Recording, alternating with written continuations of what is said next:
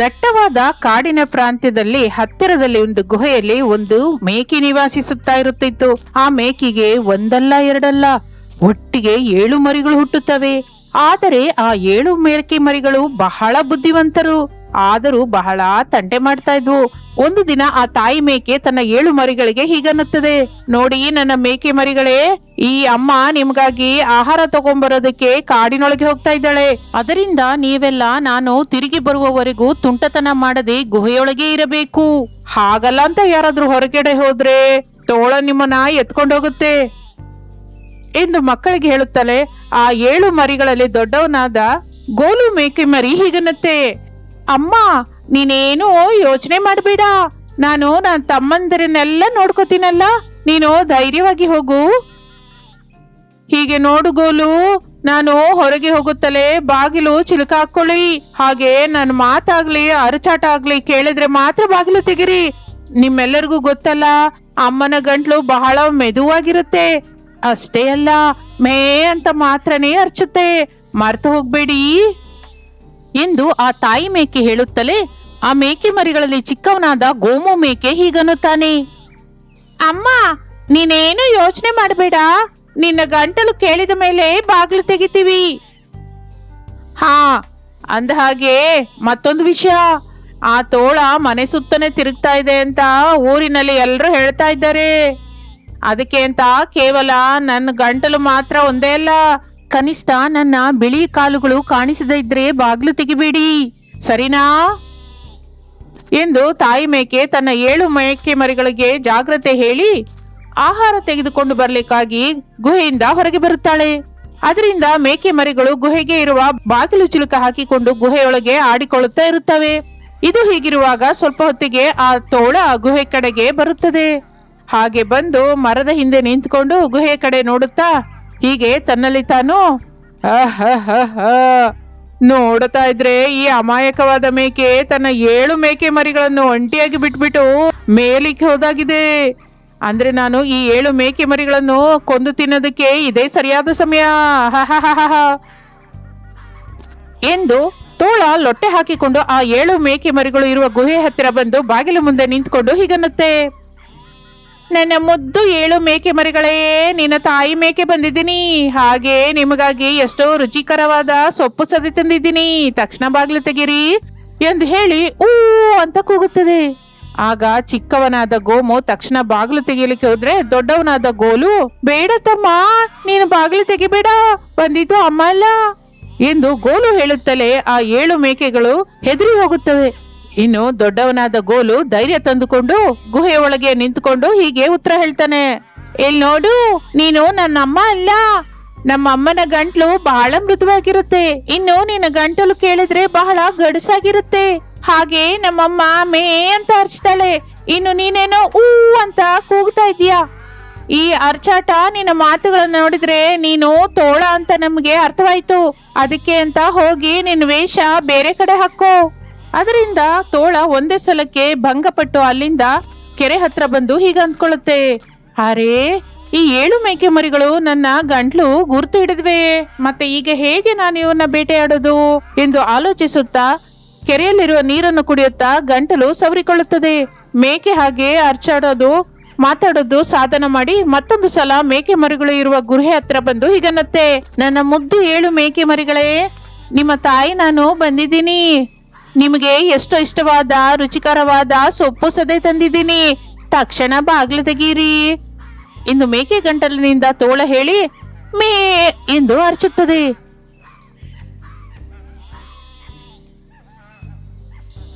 ಅದರಿಂದ ಈ ಸಲ ಬಂದಿದ್ದು ತನ್ನ ತಾಯಿ ಎಂದುಕೊಂಡು ಚಿಕ್ಕವನಾದ ಗೋಮು ಬಾಗಿಲು ತೆಗೆಯಲಿಕ್ಕೆ ಹೋಗುತ್ತಾನೆ.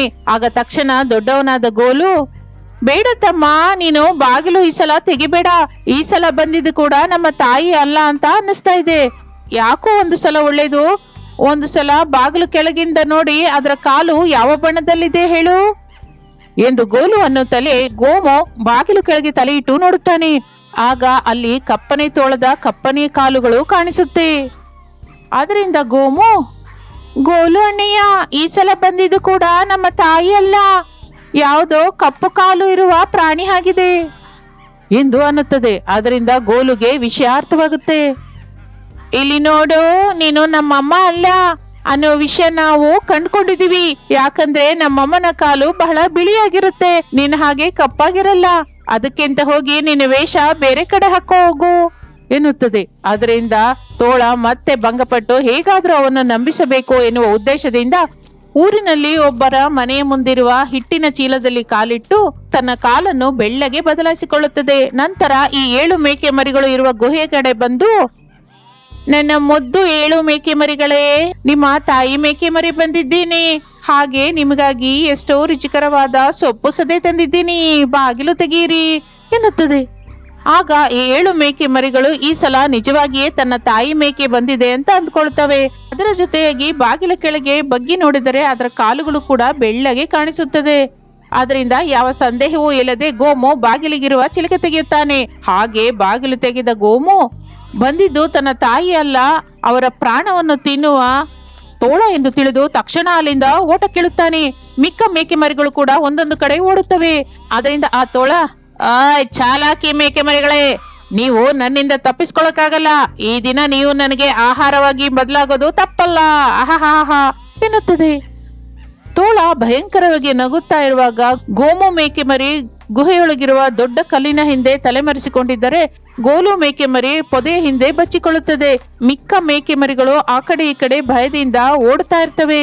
ಇನ್ನು ತೋಳ ಎಲ್ಲ ಮೇಕೆ ಮರಿಗಳ ಜಾಡು ಕಂಡು ಹಿಡಿದು ಒಂದೊಂದು ಮೇಕೆ ಮರಿಗಳನ್ನು ಹಿಡ್ಕೊಂಡು ಗುಟುಕ್ ಅಂತ ನುಂಗುತ್ತಾ ಇರುತ್ತೆ.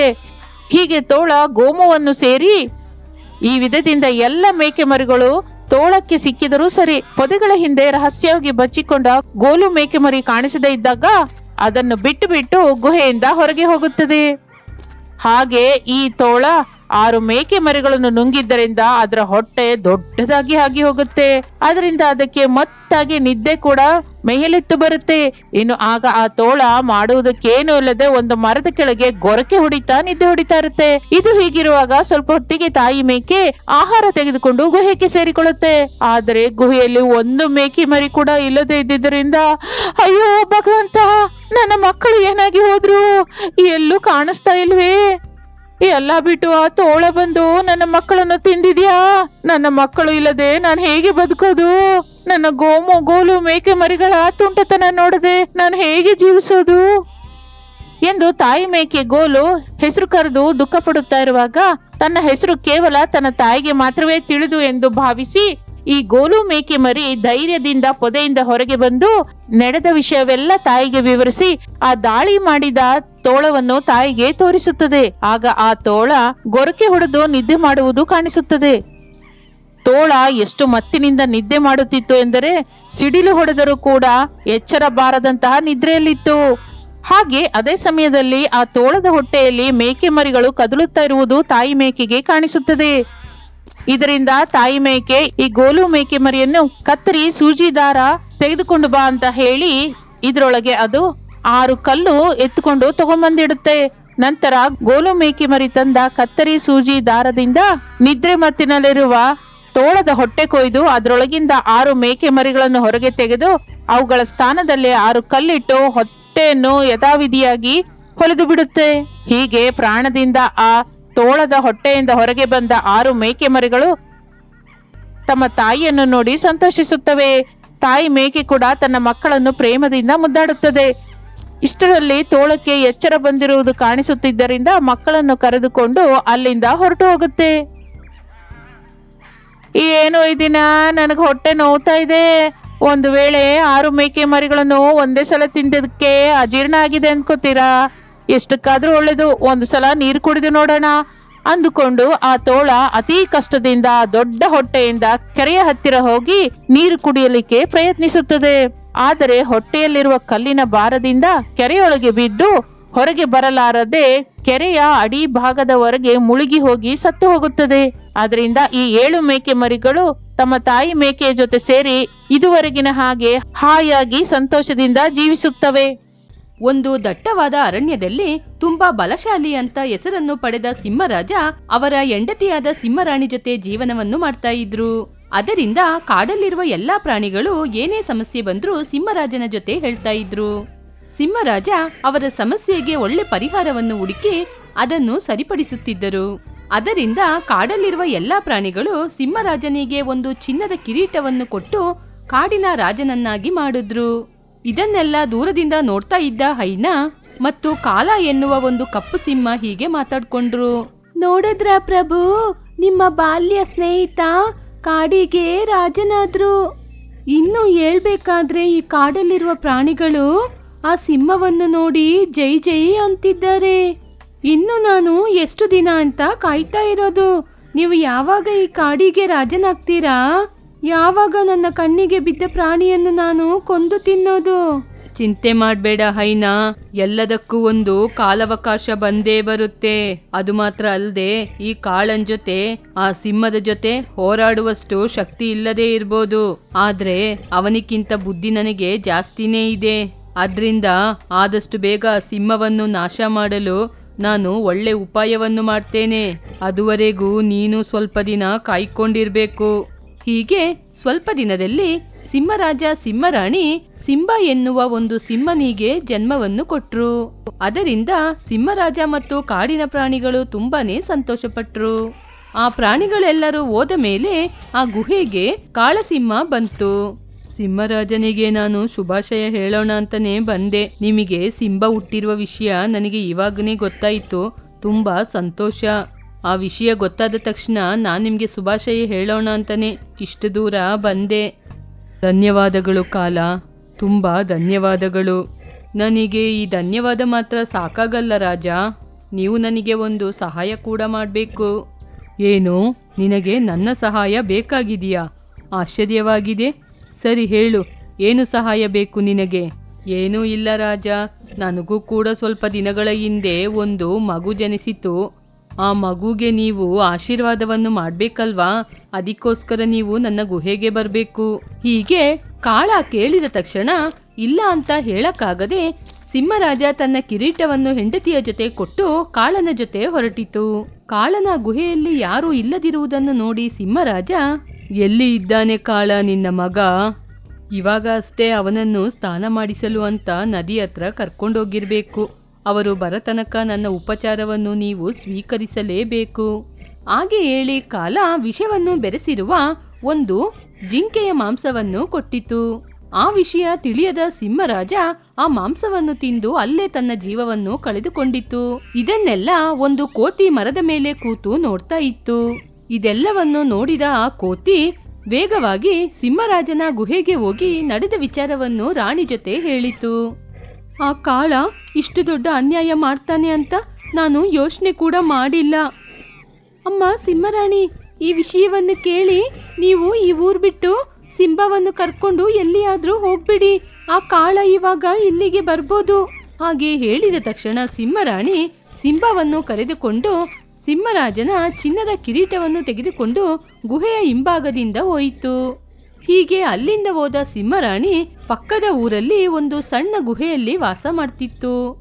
ಅದು ತೆಗೆದುಕೊಂಡು ಬಂದ ಚಿನ್ನದ ಕಿರೀಟವನ್ನು ಪಕ್ಕದಲ್ಲೇ ಒಂದು ಗುಂಡಿಯನ್ನು ತೆಗೆದು ಅದರೊಳಗೆ ಮುಚ್ಚಿ ಹಾಕಿತು. ಅಂದಿನಿಂದ ಸಿಂಹರಾಣಿ ಸಿಂಬನಿಗೆ ಊಟ ಕೊಡಲು ಹೊರಗಡೆ ಹೋಗಿ ಬೇಟೆಯಾಡಿ ಮಾಂಸವನ್ನು ತಂದು ಕೊಡ್ತಾ ಇತ್ತು. ಹೀಗೆ ಸಿಂಹರಾಣಿ ಮತ್ತು ಸಿಂಬ ಅವರ ರಾಜ್ಯವನ್ನು ಬಿಟ್ಟು ಹೊರಗಡೆ ಇರುವ ಒಂದು ಕಾಡಿನಲ್ಲಿ ಜೀವನವನ್ನು ಮಾಡ್ತಾ ಇದ್ರು. ಆಗ ಸಿಂಬ ತಾಯಿಯನ್ನು ನೋಡಿ ಹೀಗೆ ಕೇಳಿದ, ಅಮ್ಮ, ಯಾಕಮ್ಮ ಯಾವಾಗ್ಲೂ ನನ್ನ ಈ ಗುಹೆಯೊಳಗೆ ಬಿಟ್ಟು ಹೋಗ್ತೀಯಾ? ಹೊರಗೆ ಹೋಗುವಾಗ ಯಾಕೆ ನನ್ನನ್ನು ಕರ್ಕೊಂಡು ಹೋಗೋದಿಲ್ಲ? ಗುಹೆಯ ಹೊರಗಡೆ ಇರುವ ಪ್ರಪಂಚ ಚೆನ್ನಾಗಿಲ್ಲ, ಅದ್ರಿಂದಾನೇ ನಿನ್ನ ಹೊರಗಡೆ ಕರ್ಕೊಂಡು ಹೋಗೋದಿಲ್ಲ. ನನ್ನನ್ನು ಕೇಳದೆ ನೀನು ಎಲ್ಲೂ ಹೋಗ್ಬಾರ್ದು. ಸರಿ ಅಮ್ಮ, ನಿಮಗೆ ಗೊತ್ತಿಲ್ಲದೆ ಯಾವಾಗ್ಲೂ ನಾನು ಹೊರಗಡೆ ಹೋಗೋದಿಲ್ಲ.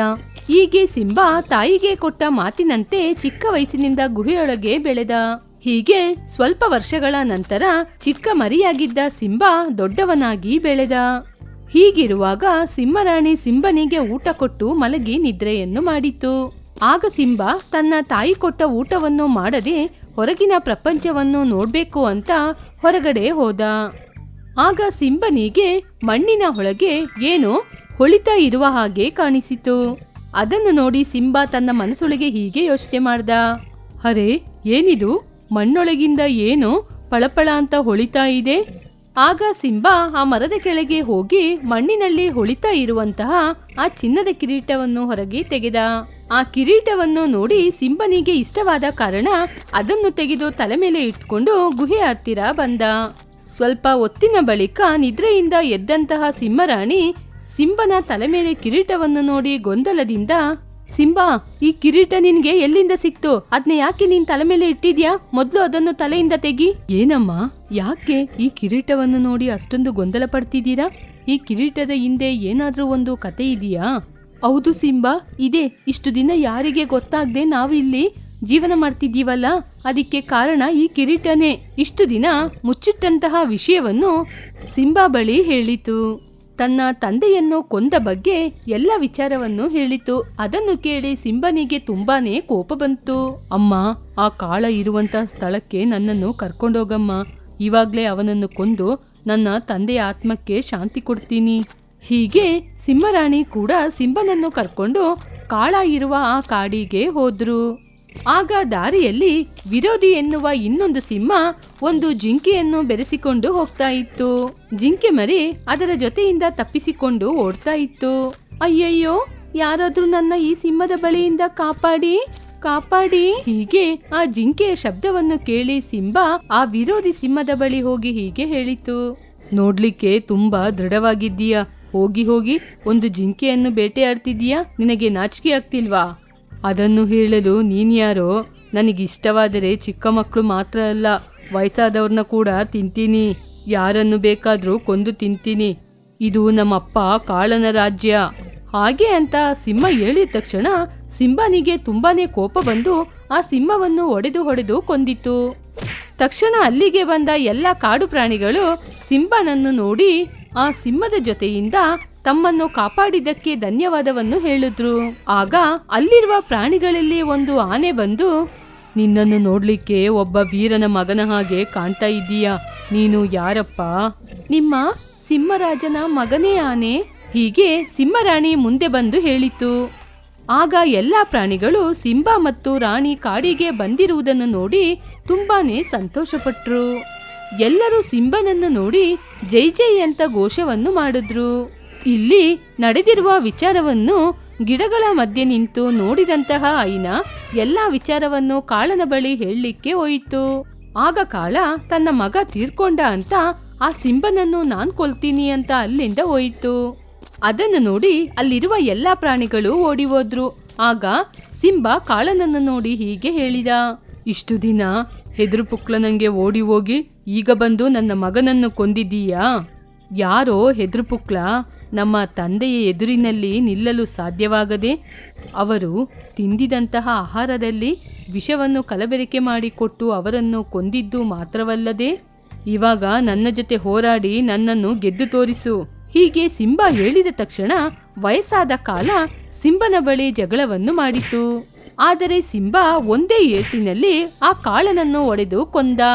ಹೀಗೆ ಕಾಳನಿಂದ ಆ ಕಾಡನ್ನು ಕಾಪಾಡಿದ ಸಿಂಬಾ. ಅದನ್ನು ನೋಡಿದ ಹೈನ ಕೂಡ ಅಲ್ಲಿಂದ ಓಡಿ ಹೋಯಿತು. ಆಗ ಸಿಂಬಾ ತನ್ನ ತಲೆಯಲ್ಲಿರುವ ಕಿರೀಟವನ್ನು ತೆಗೆದು ತನ್ನ ತಾಯಿಯ ತಲೆ ಮೇಲೆ ಇಟ್ಟ. ಆಗ ಎಲ್ಲಾ ಪ್ರಾಣಿಗಳು ಕಾಡಿನ ರಾಣಿಗೆ ಜೈ ಜೈ ಅಂತ